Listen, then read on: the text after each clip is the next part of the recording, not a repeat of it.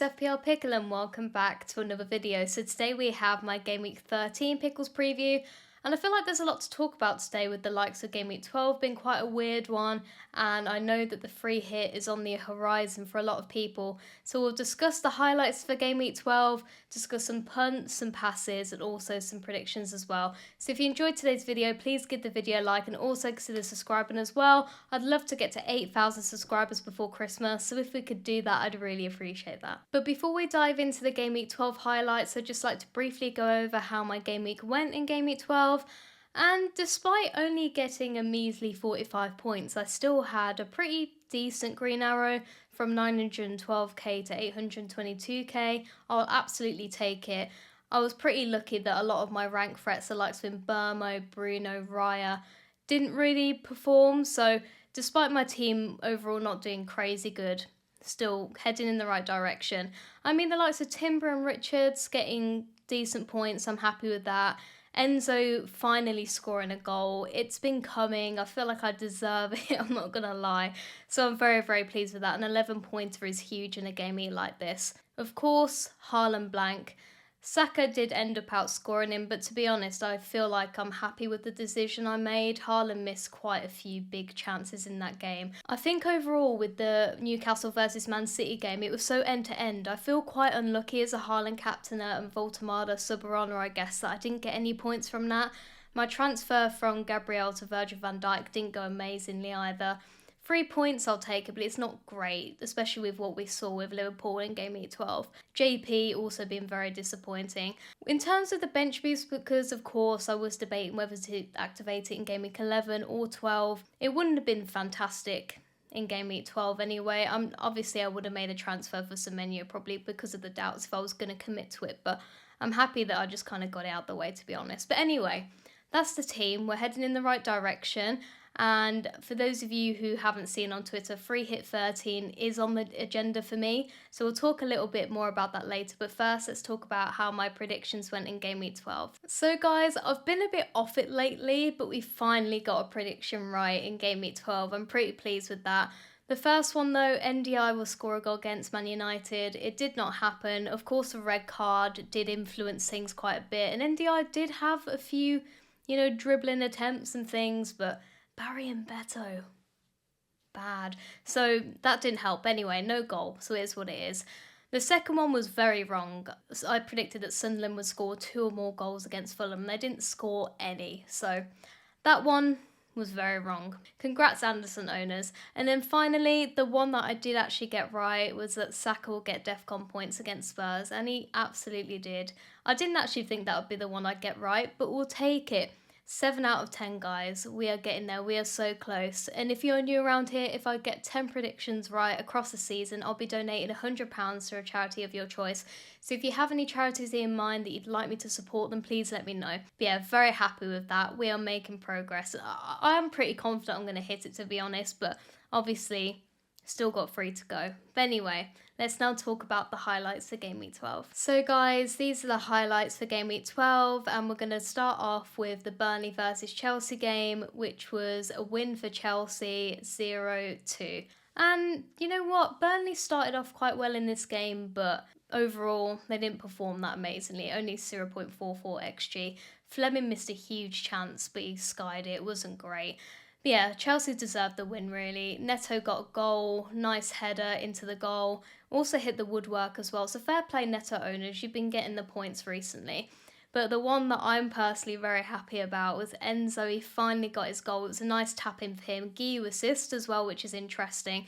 So yeah, very pleased with that. And as you saw, it was an 11 pointer. Absolutely take that. JP, on the other hand, started in the 10. Wasn't great though. Got a yellow, nearly got DEFCON though. I think he got 9 out of 12, so he was close, but we'll talk about in a bit. He is not the first forward that's going to get DEFCON, so yeah. Delap started and he was pretty bad, to be honest. Got subbed off in the end. Did score tonight though in the Champions League, but just, yeah, I'm not convinced with him, to be fair.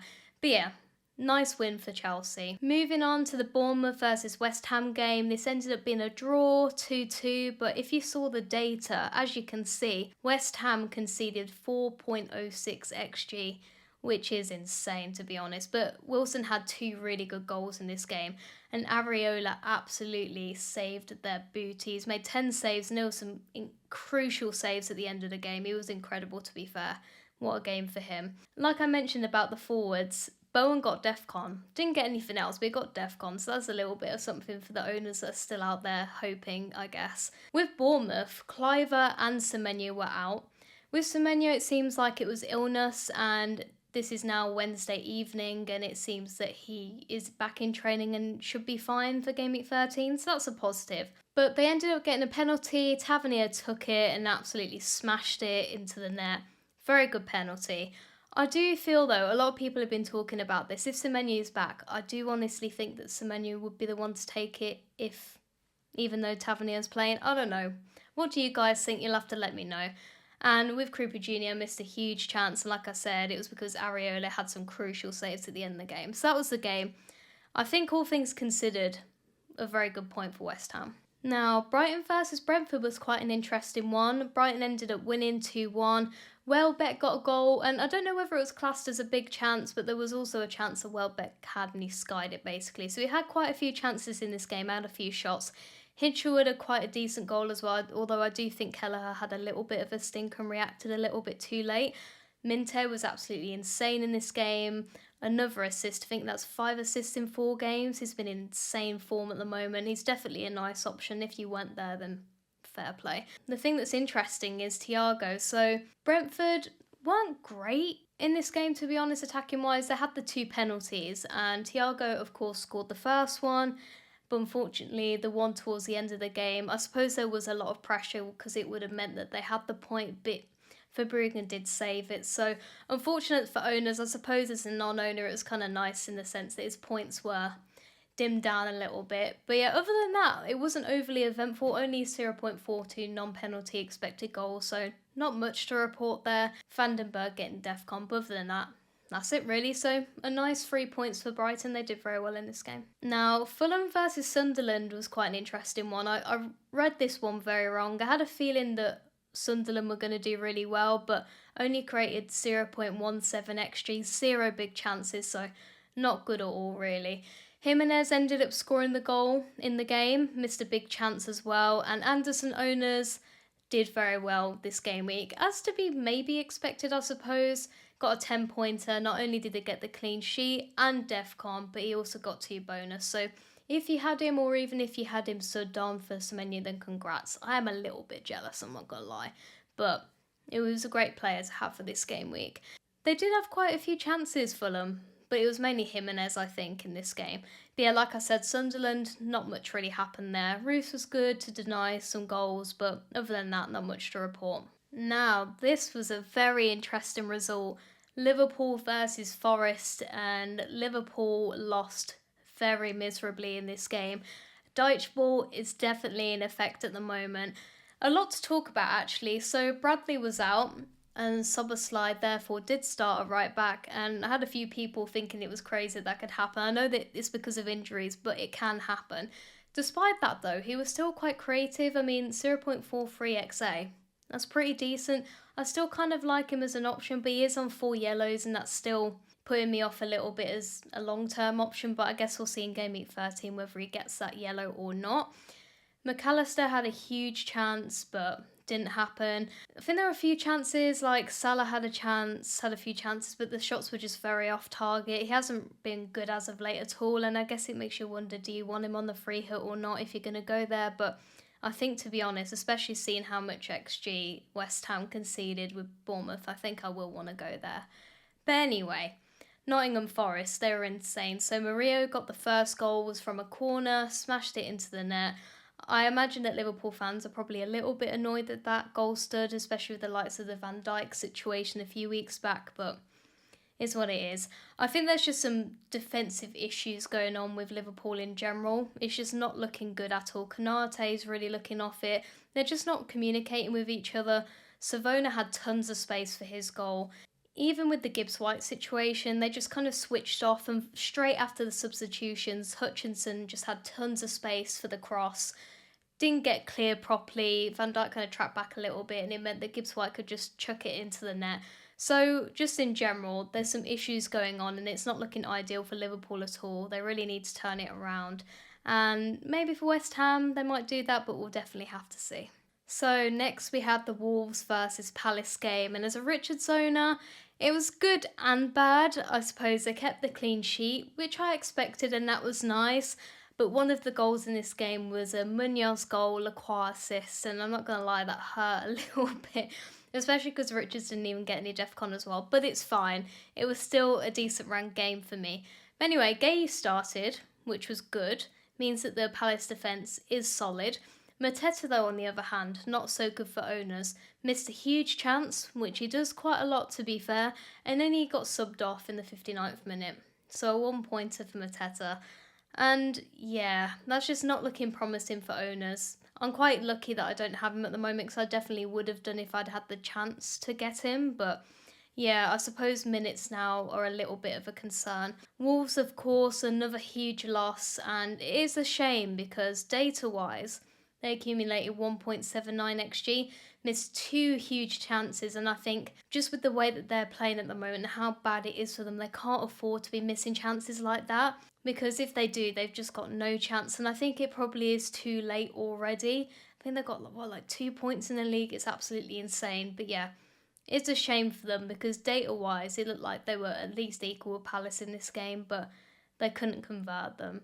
JSL as well, pretty much ghosted in this game. He's not been good at all recently. So, yeah, another bad game for Wolves.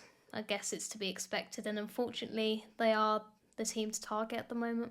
Newcastle versus Man City. Like I mentioned earlier, this was an end-to-end game, and as a Voltemada and Haaland owner, it pained my soul that I got nothing from this game. So many chances missed. Barnes getting a brace was interesting. He even scored tonight in the Champions League, but Gordon is back. He was out in this game, but he is back. Didn't exactly perform well, but I think as long as Gordon is there, Barnes' minutes are going to be a risk, and he's obviously trying to prove himself, but it's too much of a risk for me, I think, at the moment. O'Reilly started again and played the whole game, which is very positive, and he was also benched along with Haaland, Foden and Doku in the Champions League game, although that didn't turn out very well. They had to come on at half-time. They still lost, so not very good at all. Even Haaland tonight, was missing quite a few chances, which is not ideal if you wanted to triple captain, but I'm sure against Leeds he'll turn that around. But yeah, just a very frustrating game for me. Foden missed a huge chance in this game as well, and the only goal that Man City ended up scoring was a Diaz goal from a header, so yeah. Not a great game and a massive win for Newcastle. Fair play to them because, you know, especially in a week like this, I'm sure Arsenal fans are loving it, and we'll talk more about that in a sec, but yeah, well done to Newcastle. Leeds versus Villa, another win for Villa, which of course as a fan is very nice to see. Of course early on though, I think in the 8th minute, the Metra scored, Statch assist, was wondering whether that should have stood, but anyway, it is what it is, and then unfortunately from that goal, Statch landed quite funny on his neck and had to come off because he wasn't feeling great, so I hope he's okay. But yeah, Rodgers getting a brace. I mean, if you wanted him on your free hit and you were thinking about it, I'm sure you're going to be very happy to have him on there now. Did very, very well. The first goal was great. The free kick, it was good, but I feel like Perry could have done better with that. But a brace nonetheless, fair play, Rodgers. Watkins did start and missed a big chance, but again, the drought is just still droughting. Things are dry. Like, he's just not playing well at all.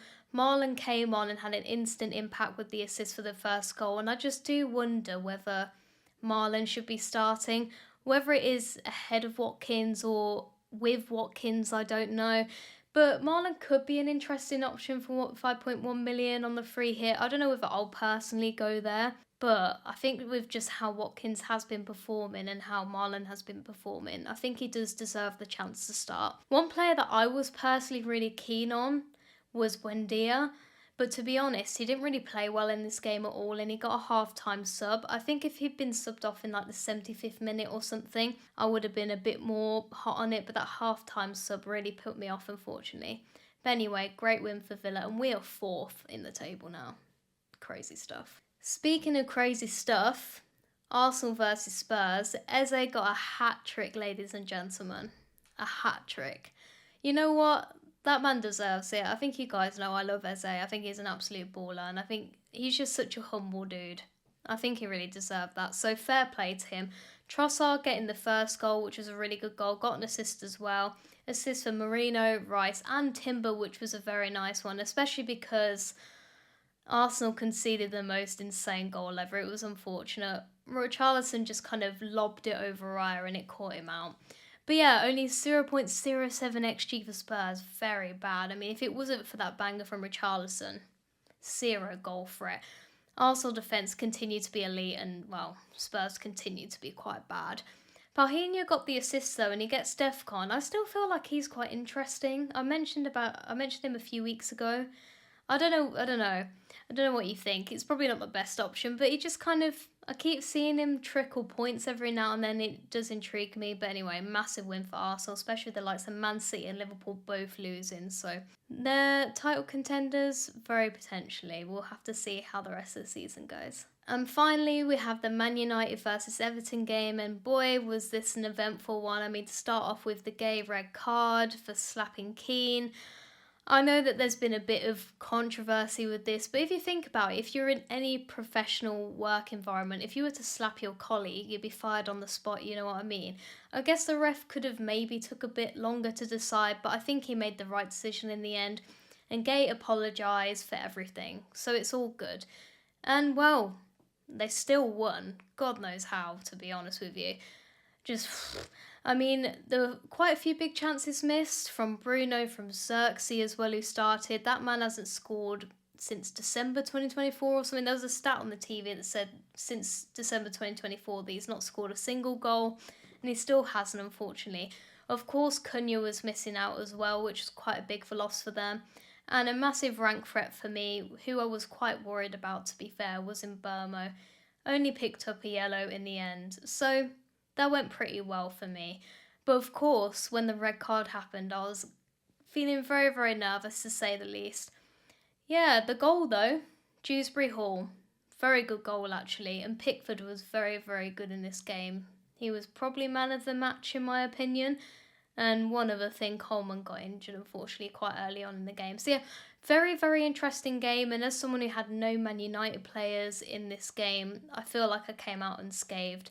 Very poor from Man United. They were not good at all, unfortunately. But there we are, guys. Those are the highlights for Game Week 12. So what I'm going to do now is talk to you about some of the dilemmas that you guys have had for Game Week 13, and we'll discuss what we'll do about them. So guys, this is my Pickles Pointers section where I talk through some of the dilemmas that you guys have, and it's not very surprising to hear that a lot of the questions that I received were centered around the free hit, because a lot of people are thinking about free hitting in Game Week 13. And there's been a lot of questions generally about when to free hit. And honestly, I don't think there's a perfect time to, because things are a bit different this time.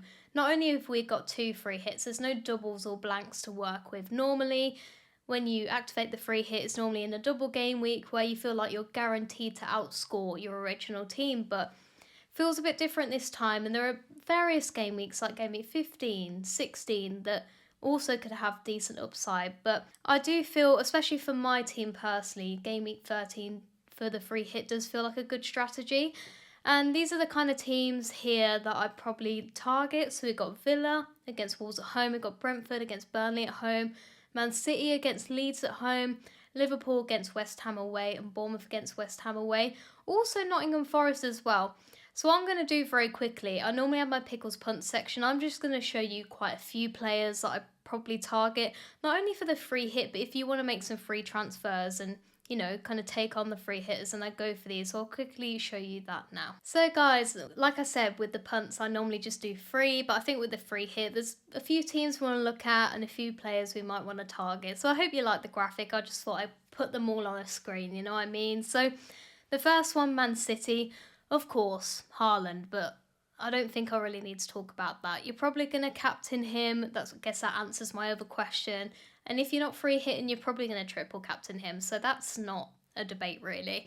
Some of the punts, though, that I would consider are the likes of O'Reilly, Foden and Doku.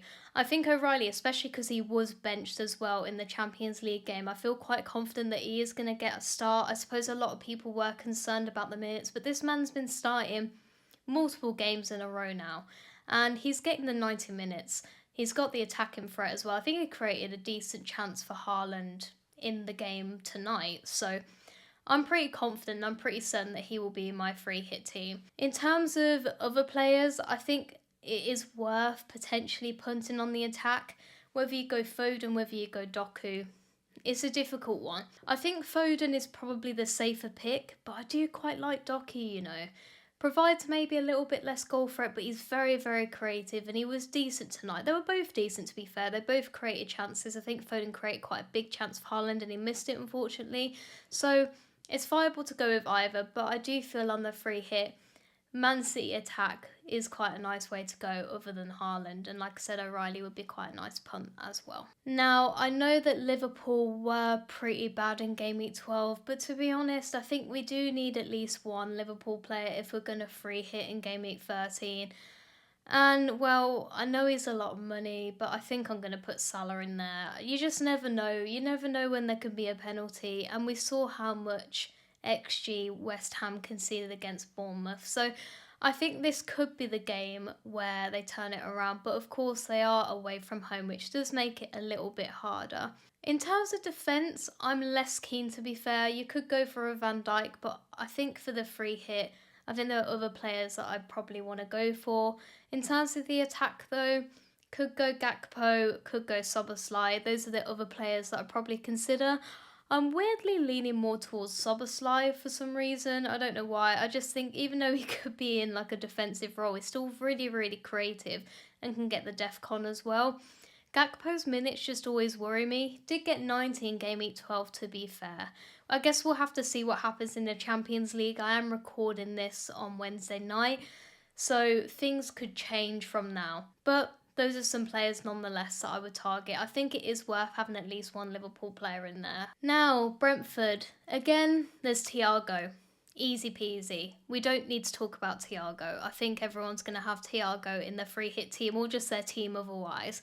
But some other players that I would consider punting on. Brentford do have quite high odds of keeping a clean sheet, so if you want to punt on the defence, you could go for a Collins, who's more defensive, is going to get the DEFCON hopefully for you. But another player that I do quite like is Coyote. He just has really decent assist threat, in my opinion.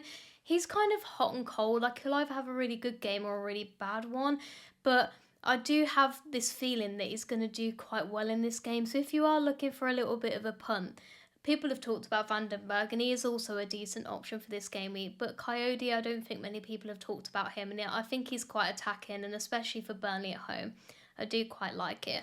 And then in terms of the attack itself, we've got Sharda and Dango. Could go for either, but I do slightly prefer Sharda. And I don't know whether there's an actual trend for this really, but I did kind of notice that Burnley do tend to concede more on that left-hand side, and that is where Sharda plays. And I think his minutes are a little bit better, so I do quite like him for this game week as well, if you do fancy doubling up on the attack. Because like I said, everyone's going to have Thiago, and I suppose in that game there is going to be less upside if you only have Thiago, so that is definitely an option. We have Villa. And it's against Wolves at home, and I know that Villa, especially attacking-wise, haven't been insanely good, but it's Wolves at home. We are very good at home, and I think Rodgers is probably the most obvious pick to go for. 6.8 million, less expensive than he used to be. Obviously got a brace in Game Week 12. I think it's an easy pick, to be honest. I would like to punt on him, and obviously his EO is not crazy high at the moment. Other players that I'd like to consider, Cash. He is very attacking, do quite like it for this game. I'm not crazy sure that Villa will keep a clean sheet, but obviously the odds are pretty high, and I do feel that Cash could get an attacking return in this game, so I do like it. And finally, I talked about Marlon a little bit already. Because of how poor Watkins has unfortunately been, I do feel that Marlon could start in this game, but I will warn, this is a risky one. But if you are willing to take a risk, Marlon could be a very high upside pick, so that's there for the taking. Bournemouth overall I'm less hot on, to be perfectly honest, but one player that I do want probably in my free hit, to be honest, is Semenyo. Seems like he is fine and he only really missed out because of illness and not due to the ankle issue. I don't think he's flagged anymore, so ignore that. And I suppose he's not a punt, but I feel like amongst the free hitters itself, not many people are going there. And I do get why. Sunderland are better defensively at home, but I just feel like he's still a good pick. And I do feel that he will be on penalties still. I know he missed the one on the 9th of November, but I don't know. Tavernier doesn't exactly have an extensive penalty record either. So, I don't know, maybe I just don't understand Iraiola's strategy. Maybe he is a bit cutthroat with things like this. But I don't know, I think if Semenyo was on the pitch, he would take the pen. But that's not the only reason I would have him, to be fair. Bournemouth are a decent attack. Semenyo hasn't been quite as good as of late, but I still rate him. And if he starts for this game, I'd be very tempted by him. Did put Tavernier in here, though, just in case Semenyo wasn't fit. Still has some decent attacking threat. And then finally, I haven't mentioned Senesi because more of an obvious pick, I suppose. But if you want someone a little bit different, Trufer is there. I think he's on 3 yellows, so not at risk of an immediate ban at the moment anyway. But he has had like 3 yellows in a row. So take that as you will. But if you want a player that's got some attacking threat but is not Senesi and someone a little bit cheaper because you want to, spend more money on your midfield, then he is definitely there for the taking. I know this is probably not going to be the more popular picks, but these are punts for a reason, so there you go. And finally, well, with Nottingham Forest, I think they're going to be very confident going into this game against Brighton. It is at the City Ground, which is very nice, and they've just beaten Liverpool 3-0. So like I said, the confidence will be high. Gibbs White I mentioned a few weeks ago, and he actually has been in good form as of late. Probably is going to be on penalties if Wood and Jesus are not on the pitch. And yet, like I said, it's just been in decent form. So if you want someone that's not Semenyo, then Gibbs White is there for cheaper. I like it. Murillo has been in insanely good form as well. Not only did they get the goal against Liverpool, he was so defensively good. I really rate Murillo as a footballer. I think he's really, really good. And it's nice to see that Forest are getting back into form again. It'd be nice to have them back in our team. Had Williams earlier on in the season, it didn't go great, but to see them perform well, I think especially for the free hit, if you want to test the waters a little bit with them, then this might be a nice opportunity too. And finally, Anderson, he's been very, very good, getting the DEFCON, even took a penalty. I think he's like 4th choice though, to be fair, so don't get too excited about that. But he could get the cheeky old assist, and he's just such a complete midfielder. He's so good to watch. So if you want someone a little bit cheaper and he basically does what Bruno does but for half the money, then go there. I like it. Especially, like I said, if you're struggling with the funds a little bit, especially with people like me, my team value is in the bin. So I'm going to go back to my pointer slide now, but I just thought I'd show you some teams that you probably want to target with this free hit, or even just for your normal team anyway. If you want to move out like a Kudus, I guess, if you still have him, then absolutely you can do that. So these are the players that I've given, and I hope that that's been useful. But yeah, let's go back to the other slide now. So I already answered the second question. I think Haaland is the best captain for this week. That's boring, I know, but I just don't think I'd risk going elsewhere. I suppose you could maybe punt on the Salah. Is getting some chances, but he's been very off target as of late, and I don't know whether I want to do that. I think just having him is probably enough of a differential at the moment. So yeah, I'm just going to say Haaland. Let me know down in the comments if you're captaining anyone else, because if you are, you're very brave, and I'd love to know who you're planning to captain. Third question, is THIAGO essential? Now, I think on the free hit, I think he is, to be honest, because there aren't that many forward options that I probably want to go for. Like Isak, for example, Ekitike, wouldn't touch them personally. I think the form that Watkins is in, I wouldn't be too keen. I mean, you could punt on it because it's Wolves at home, but there is a little bit of me that's worrying that he might be benched for Marlon. He just hasn't been doing well as of late, and when he has these droughts, they do last, man. So there's not that many options. Could go for a Welbeck instead, but I think, to be honest, Thiago's a safe bet. If you're not on free hit, I suppose still you probably want him, but then there's Arsenal away. So if you don't have an easy way to bench him, then that's definitely not ideal, especially when we know how good Arsenal defence is, and we'll talk more about that in a second. So I think, to be honest, I don't like to call players essential, but especially for this game week, he's you know, you're going to be stressed if you don't have him. So I probably prioritise getting him in either way. Now, the fourth question, should we have Arsenal defenders on the free hit if you're going there? I guess it's quite an interesting one because the majority of teams that I've seen do not. And I get why. It's Chelsea away. It's not a great fixture. And obviously Champions League midweek. But Chelsea have had Champions League game as well. And I just think Arsenal defence is so elite, and I don't know, I suppose it depends on your risk appetite. It's not that you should, but I don't know, me personally, I feel like I would like to have an Arsenal defender, even if it is Chelsea away, because we've seen how elite they are. Even without Gabriel, they've been fantastic. And I do feel that it could be quite a cagey game, and it'd just be FPL look where Raya, for example, ends up hauling when no one's got him, you know what I mean? But anyway, I would be tempted. If you're someone who's a little bit more risk averse, I feel like having an Arsenal defender is decent, because you do want to punt on defenders, but I'm not overly convinced about loading your defence with just, you know, Villa players and Brentford players. Maybe that's just me and that's not really my style, but Arsenal defender, I would be kind of tempted to put one in. I think if you're going to go there though, it'd be Raya or Timber. Could maybe go for a Calafiori, but they are expensive, so I understand why people are not.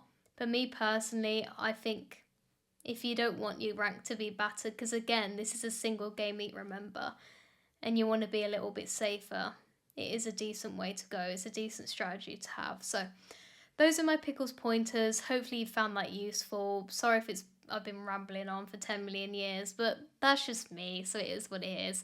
But now let's move on to my Pickles passes for Game Week 13.